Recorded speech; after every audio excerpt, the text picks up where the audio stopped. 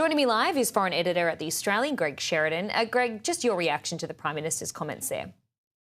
Well, Holly, great to be with you. Look, a few things struck me about what the Prime Minister had to say. First is he's being very slippery about the State Royal Commission. My understanding is that Chris Minns would defer in a heartbeat to a federal Royal Commission. In other words, if Prime Minister Albanese said, we're going to set up a National Royal Commission, Minns would withdraw instantly and there wouldn't be simultaneous overlapping royal commissions. Secondly, I think it's important to investigate what happened with this terrorism shooting, obviously, and Dennis Richardson will do a very good job within his limited remit. But the bigger need is for a royal commission into anti-Semitism. Chris Minns declared this week that these attacks reveal a deep vein of hatred of Jews in our society. Now, on any measure, that is a national crisis. It's a policy crisis across a lot of dimensions.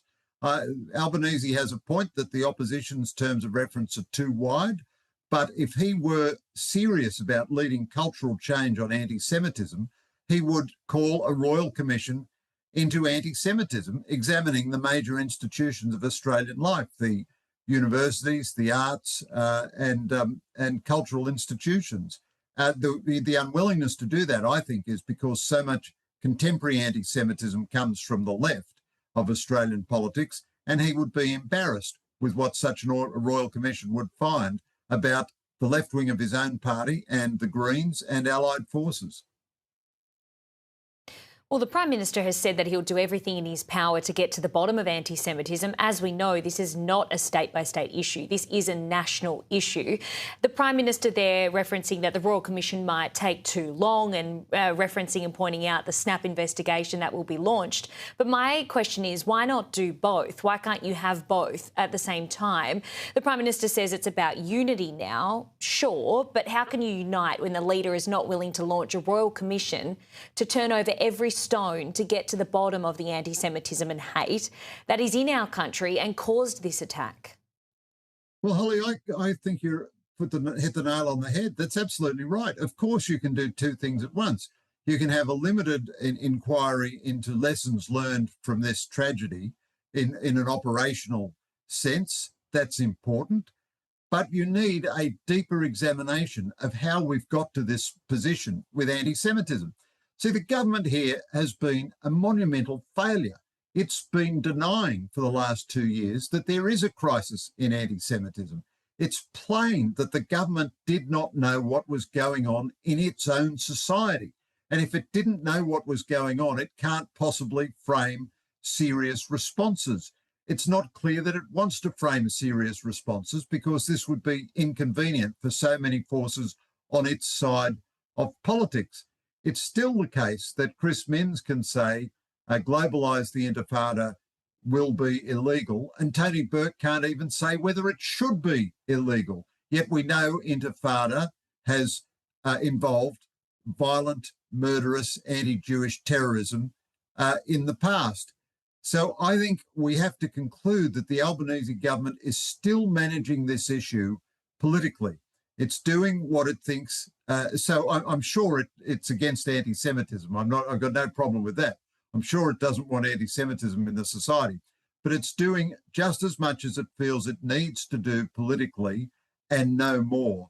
And as Chris Minns says, if there's a deep vein of hatred of Jews in our society, then we need to lead major cultural change. And a royal commission would be a very big contribution to that. The fact that Albanese won't do it when so many people have called for it, Peter Cosgrove, Chris Minns, Nick Warner, so many people, indicates that the Prime Minister, won't go very far in tackling this problem. And you should expect that when the fuss dies down in a few weeks, nothing will have changed. I just can't help but think, I'm trying to play devil's advocate and look at the government's reasoning here or justification as to why it won't want to do a royal commission. Part of its response or justification is that it will take too long and it wants to act now, but you can do both at the same time. And I can't help but get past the fact that in 18 months, the Prime Minister or the government will be in an election campaign, and the findings of that royal commission would be front and centre throughout that election campaign. If 15 innocent people being slaughtered doesn't warrant a royal commission, then what does? We've had one on Optus, we've had one on aged care. I mean, this is the worst terror attack on Australian soil, and I can't actually understand why the government doesn't want to launch one.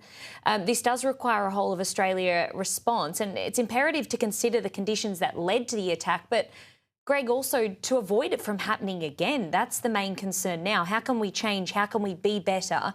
And to be better, we need to get to the bottom of what and how this occurred. Yeah, that's right, Holly. So Gillian Siegel wrote a report for the government on anti-Semitism 6 months ago, which said that anti-Semitism has become normalised and routine in higher education, in arts bodies, in a whole range of institutions in society. The government did almost nothing in relation to that. Even now, Tony Burke can't mention Hizb ut-Tahrir without mentioning the neo-Nazis as well. Well, here's a tip, Tony Burke. Jews are not being murdered by neo-Nazis, although I'm happy for him to take any action he likes against neo-Nazis, but it's as if the government still can't talk about anti-Semitism in its own right without giving itself some other political cover. Now we will get more terrorism acts of this kind. That's the official security assessment, that acts of terrorism are probable.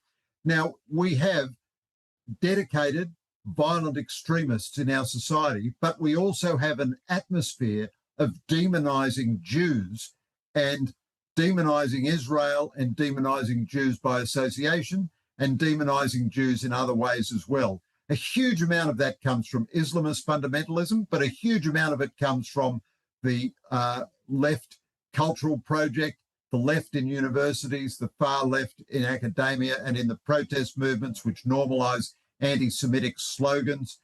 And these folks give their preferences ultimately to the Labor Party when they vote, if they don't vote Labor to start with.